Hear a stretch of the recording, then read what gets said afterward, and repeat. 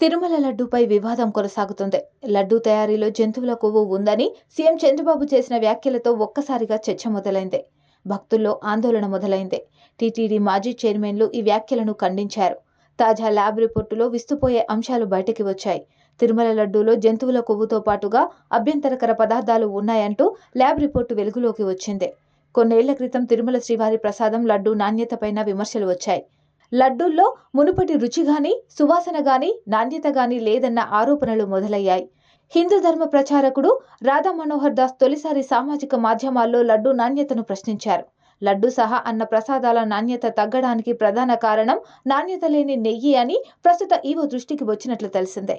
దీన్ని నిర్ధారించుకోవడానికి ఈ కంపెనీలు సరఫరా చేస్తున్న నెయ్యి శాంపిల్ను పరీక్షల నిమిత్తం గుజరాత్లోని ఎన్డీడీబీకి చెందిన అనుబంధ ల్యాబ్కు పంపించారు. జూలై 8న పంపగా వాటి రిపోర్టు అదే నెల 16వ తేదీన వచ్చింది.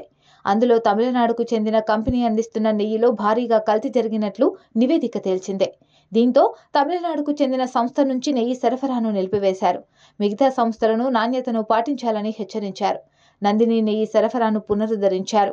తాజా ల్యాబ్ రిపోర్టును టీడీపీ నేత ఆనం వెంకటరమణారెడ్డి బహిర్గతం చేశారు. దేశంలో గుజరాత్ ఆనంద్ డైరీ తర్వాత అంతటి పేరు ప్రతిష్టలున్న సంస్థ కర్ణాటక మిల్క్ ఫెడరేషన్.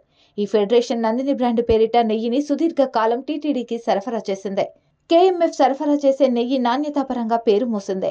2019లో వైసీపీ ప్రభుత్వం ఏర్పాటయ్యాక కూడా కొంతకాలం కేఎంఎఫ్ఏ టీటీడీకి నెయ్యి సరఫరా చేసింది. అయితే 2023లో హఠాత్తుగా నందిని నెయ్యి సరఫరాను నిలిపివేశారు. కేఎంఎఫ్ వంటి సంస్థలను పక్కన పెట్టడంతో అనివార్యంగా నాసిరకం నెయ్యిని లడ్డూ తయారీకి వినియోగించాల్సి వచ్చిందన్న ఆరోపణలు వచ్చాయి. మరి ఈ అపచారంపై విచారణ చేస్తామని ప్రభుత్వం చెబుతుంది. దీనికి బాధ్యులు ఎవరనేది తేలనుంది.